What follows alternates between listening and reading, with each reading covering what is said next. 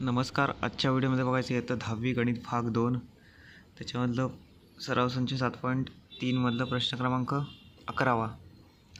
काय दिलं आहे?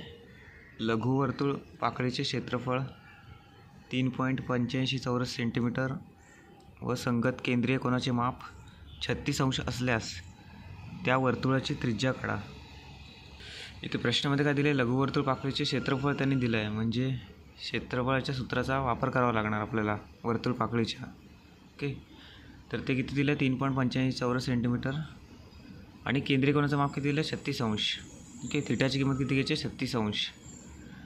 आणि आपल्याला वर्तुळाची त्रिज्या काढायची आहे, त्याला काय म्हणतात? R, radius. ओके, तर पहिला आपण प्रश्नामध्ये जेवढं काय दिलं असेल तेवढं लिहून घेऊया. काय दिलं त्यांनी? लघुवर्तुळ पाकळीचे क्षेत्रफळ किती आहे? 3.85 चौरस सेंटीमीटर. ओके, त्याच्यानंतर संगत केंद्रीय कोनाचे माप. आपण इथे केंद्रीय कोनाचं माप लिहूया. थिटा बरोबर 36 अंश. केंद्रीय कोनाचे माप थिटा बरोबर 36 अंश आणि वर्तुळाची त्रिज्या आपल्याला काढायची आहे. आर बरोबर प्रश्नचिन्ह लिहिलं आहे. ओके, आता या सूत्राचा वापर करूया, वर्तुळ पाकळीच्या क्षेत्रफळाच्या सूत्राचा, कारण इकडे तुम्हाला तेच दिलं आहे ना त्यांनी, म्हणून ते सूत्राचं सूत्र कोणतं आहे? वर्तुळ पाकळीचे क्षेत्रफळ बरोबर थिटा छेद 360 गुणिले पाय आर वर्ग. ओके, तर ते लघुवर्तुळ पाकळी असल्यामुळे लघुवर्तुळ पाकळीचे क्षेत्रफळ थिटा छेद 360 गुणिले पाय आर वर्ग. ओके, तर थिटाची किंमत किती दिली? 36 अंश भागिले 360 गुणिले पायची किंमत किती घ्यायची? 22/7 घ्यायची. आता आर आपल्याला काढायचं आहे, म्हणजेच आर वर्ग. लघुवर्तुळ पाकळीचे क्षेत्रफळ किती दिलं होतं त्यांनी? 3.85 चौरस सेंटीमीटर. ओके, आता रेडियसला इथेच ठेवायचं आहे आणि या सगळ्यांना इथे न्यायचं आहे.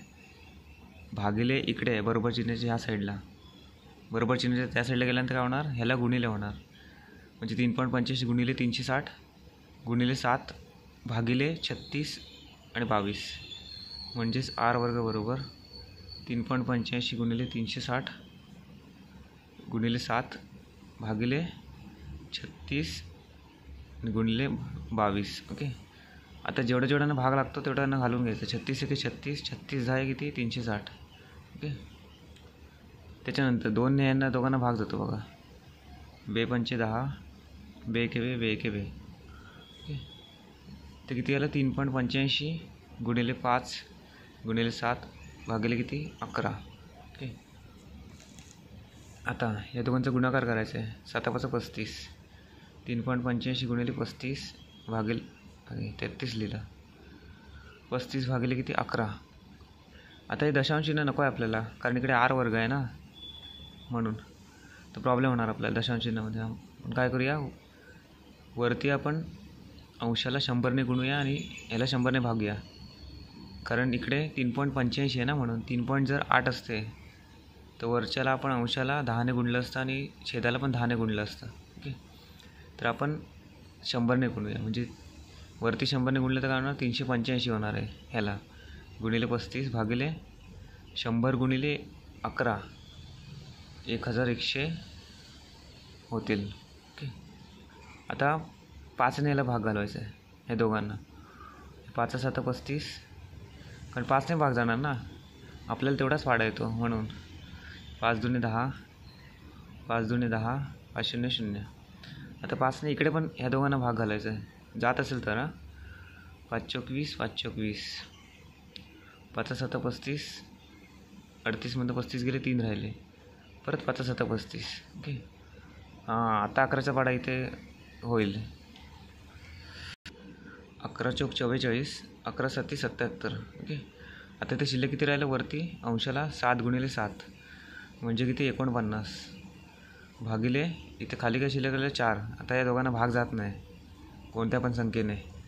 आता दोन्ही साईडचे आपण वर्गमुळे घ्यायचे आहेत आणि आपल्याला फक्त त्रिज्या काढायची.